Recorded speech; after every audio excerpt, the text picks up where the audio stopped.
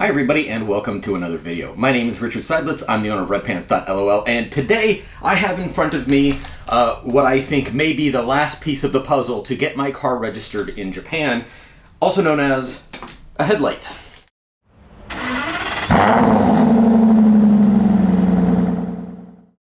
If you've been following along with what little bit of the adventure I've been sharing with everybody, because trust me, there's a lot more going on than I've even started to touch upon publicly. But if you've been following along with any of it, you'll know that my car is now in Japan. It's an American car. I shipped it to Japan. I'm trying to get it registered for street use. And I've gone through some great lengths to do that. And now the one thing that my car failed on is that it has left-hand drive headlights. Now this is something that came as a bit of a surprise, in a different way though. So I expected that I would have to change my headlights from the left-hand drive headlights that the car came with, because it's an American car, to the right-hand drive headlights that are needed for Japan because we drive on the other side of the road here. Well, apparently the headlights have enough adjustability to where they can be aimed correctly. So my left-hand drive headlights are actually aimed correctly to be used on Japanese roads. And they have a very specific test that is quite interesting that they do to make sure that the headlights are aimed correctly.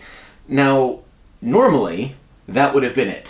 Car passed, all done, registered. However, Japan has been getting more and more strict about how they test cars and what they can use to disqualify them from being used on the road. And the latest addition to these regulations is the headlight beam cutoff angle. Now you may not realize it, but when you turn on your headlights, there is a cutoff line that goes across the top of the headlight beam as it shines onto the road. So we go through this whole test of checking the car, and that's everything from the sound levels to whether the wheels are compliant, that's another story, to the ride height, to everything else. They go through a very comprehensive check, and it's really well done. It's kind of like an assembly line of inspections where the car literally just goes through getting checked over for everything. So we get the car through the line, and as soon as we get to the headlight station, we turn on the lights, and the guy in the booth says, nope, it's an instant fail because the headlight beam cutoff angle is for left-hand drive cars, not right-hand drive cars. So, instant fail, nothing we can do about it. Except apparently this. So I finally bit the bullet and bought a new headlight. Now, I only have one for a couple of reasons. The first one being that the problem was the headlight beam cutoff angle, so by having a right-hand drive headlight here, there won't be that problem anymore. It will no longer be skewed to one side. The other reason is because Aston Martin didn't have the left side headlight for my car. They only had the right side one. So there goes that. A few things about it. It has silver bezels instead of black. I originally wanted black, which came on, I think it was the V8 Vantage S, had black bezels, I believe. However, the cost was like 2.5 times as much just to have black instead of silver, so didn't do that, and especially since this is already bloody expensive anyway. Down here we have a couple things to look at. Here is the headlight washer spray connector, which is remarkably close to this tab, so I think that might need to be adjusted because that is just about touching. I don't think that's supposed to be like that. And we also have the ballast for the HIDs. One of the things that I was already planning to do was at some point I'd take my headlights apart and reconfigure them, because the inside of these are actually just mirror images of each other for this one and the other one. So you can just take this out and swap them to make a left-hand drive headlight a right-hand drive headlight. And that's what I was going to do. I also wanted to paint these silver bezels black. One of the big challenges I've had here in Japan is that I can't really do anything as simply as I'd like. Back in Florida, I had a huge 3-car garage that was super deep. It wasn't just 3 cars, it was a large 3-car garage. And all my workbenches and tools and cabinets and everything else I needed, and it was amazing. Here, it's difficult to find a lot of the tools that I had in America, or supplies like the brake grease I use, I can't find in Japan, and I've tried ordering it from America and they keep canceling the shipment, so I have no idea. But one of the issues with this is that to swap out the internals of these headlights, you need one of two things. You need a heat gun, which I don't have yet, or an oven. And let me show you why the oven is a bit of a problem. So here is our oven. It's a pretty standard size. It's considered a pretty good one, but it is the standard size that you'll get here. And here is the headlight. In case there was any confusion, there we go. That is the headlight in a standard size Japanese oven. As far as installation is concerned, it is pretty easy. There are only 3 mounting points. There are 2 back here, and then 1 over here, which is hard to see when I'm on the wrong side of the headlight. And that's it. But those are the only 3 mounting points. And then of course we have the connector right here. Pretty simple. If you're not aware, we have some adjustment screws which are here. And inside of this panel are the bulbs themselves. That's how you access the bulbs, because this is a sealed unit, including having inside the circuit board for these LED lights. And everything else that you need to have for it. So that's it. The next thing I need to do is go to the city office and get a temporary license plate so I can drive my car over to get the headlights swapped out and then drive it over to be inspected yet again. However, the soonest I can do that is next week, because Friday's a national holiday and everything's closed down. So guess I'll be rocking the temporary number plates at Daikoku Futo again this weekend.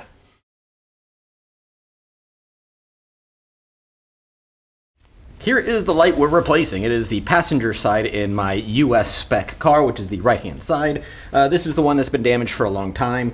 I've told this story before, but in case anybody hasn't heard that or has forgotten, a body shop in Northern Virginia had peeled off the protective film on the lens of this and basically took off the surface coating in areas, so it looks really, really bad, and it started fogging up badly because of that. So if you ever are messing with an Aston Martin headlight and you see a little bit of a ridge along the edge, don't peel on that, because that is a protective coating, and if you don't do it right, it can actually damage the lens itself.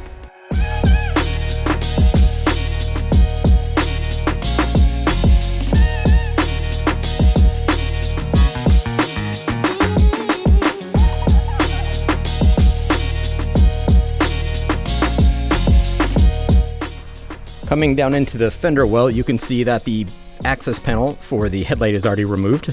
We've had that removed for a while with all the messing around we've had to do to try to get this thing to pass, which ultimately it didn't, of course. But that is the backside of the headlight. The main panel there is the panel that you remove to get to the bulbs, and up there at the top you see the 2 adjusters for the headlight aiming. So now we need to remove the fender liner so we can access that headlight's mounting points.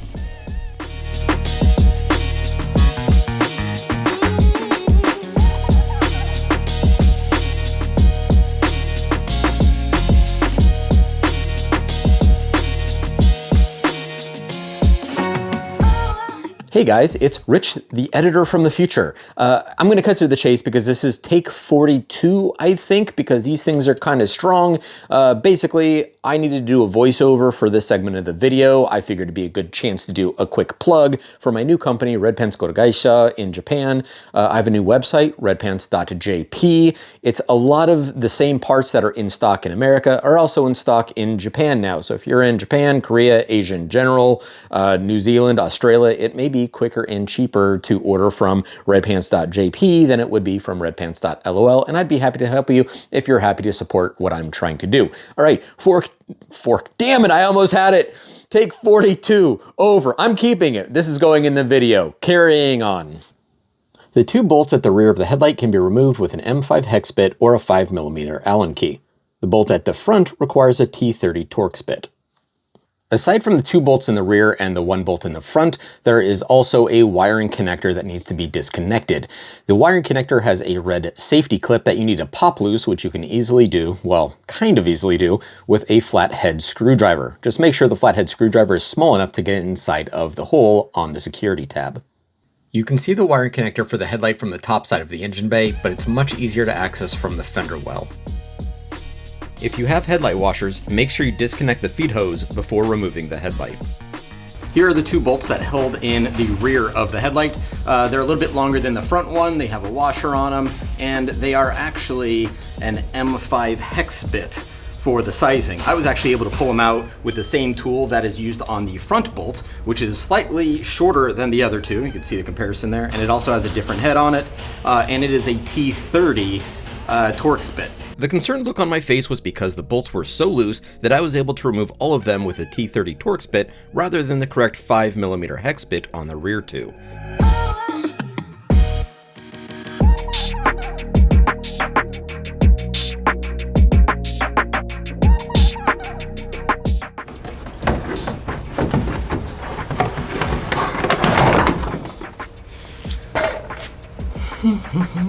And there we have it. There's our headlight. It's always fun comparing new and old parts. So there we go. Two headlights. Can you see a difference? Look at here and the way the bezel sits. Now here with the way the bezel sits. So that is a wee bit different. So I mentioned at the beginning of the video that this nozzle was extremely close to the mounting point for one of the wiring loom clips, and you can see on the original headlight that there is indeed much more space there. Aside from that, we also have another difference, is the original HID ballast was made by Philips, and the new one is made by Armatech.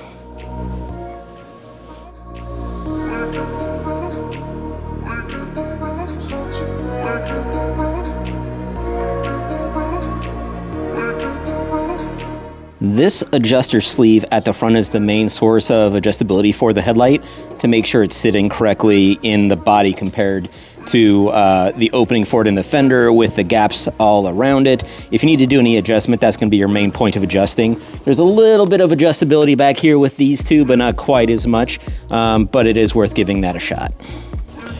And back here, we can see the connection for the water nozzle. It actually went on better than I expected, given that there's absolutely no clearance for it.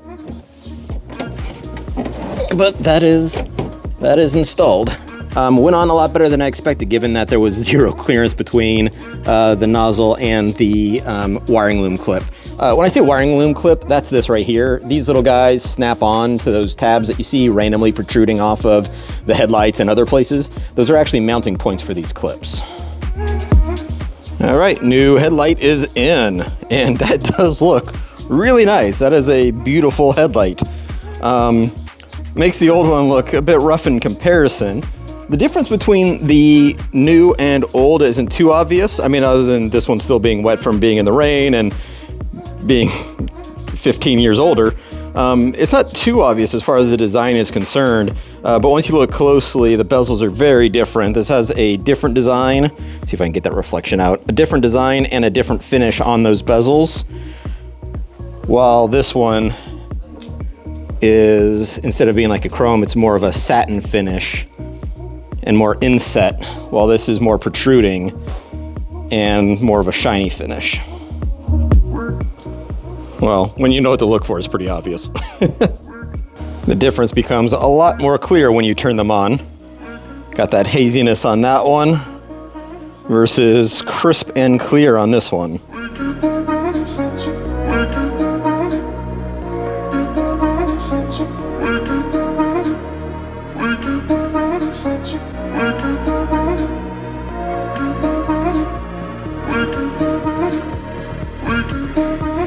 And here's with the high beams on.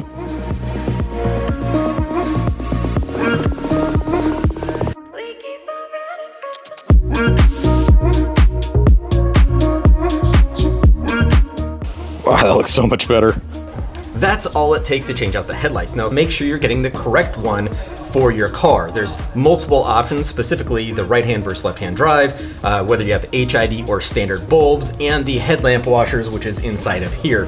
The other thing is that they have two different colors of bezels. They have silver and they have black. And what I just found out is they also have two different kinds of silver bezels, because I have two different kinds of silver bezels on my car, because my left-hand and right-hand headlights are now two different designs. Hopefully it's not too noticeable, but all that matters is to pass Shaken so that I can finally register my car here in Japan.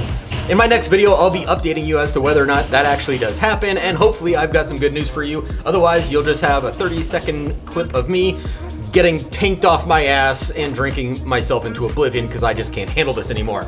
But that's the video. Hope you liked it. If you are in North America or Europe, check out redpants.lol. If you're in Japan or East Asia or New Zealand and Australia, check out redpants.jp. I've got a whole bunch of Aston Martin parts in stock in both the United States and in Japan for quick shipment. Hope you like the videos, like, subscribe, all that jazz, and I will see you in the next one.